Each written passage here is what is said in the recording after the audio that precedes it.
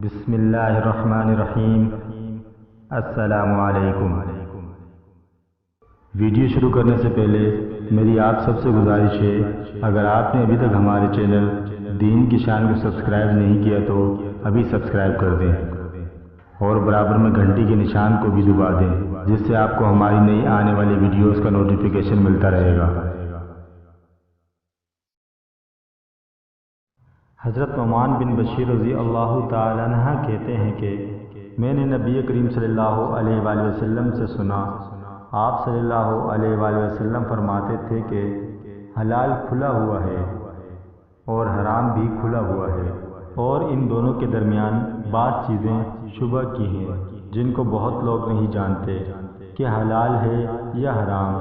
پھر جو کوئی شبہ کی چیزوں سے بھی بچ گیا، اس نے اپنے دین اور عزت کو بچا لیا، اور جو کوئی ان شبہ کی چیزوں میں پڑ گیا، اس کی مثال اس چراوے کی ہے جو شاہی محفوظ چراگاہ کے آس پاس اپنے جانور کو چرائے۔ وہ قریب ہے کہ کبھی اس چراگاہ کے اندر گھس جائے اور شاہی مجرم قرار پائے۔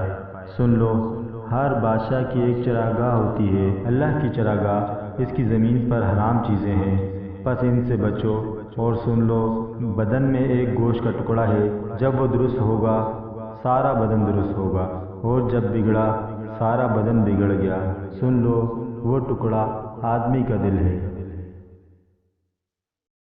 دوستو، اس ویڈیو کو دوسروں تک ضرور پہنچائیں تاکہ دوسرے بھی سنت کے مطابق عمل کریں اور اس کا اجر آپ کو بھی ملتا رہے گا۔ اسلامی تعلیمات کو عام کرنے میں ہمارا ساتھ دیں۔ جزاک اللہ۔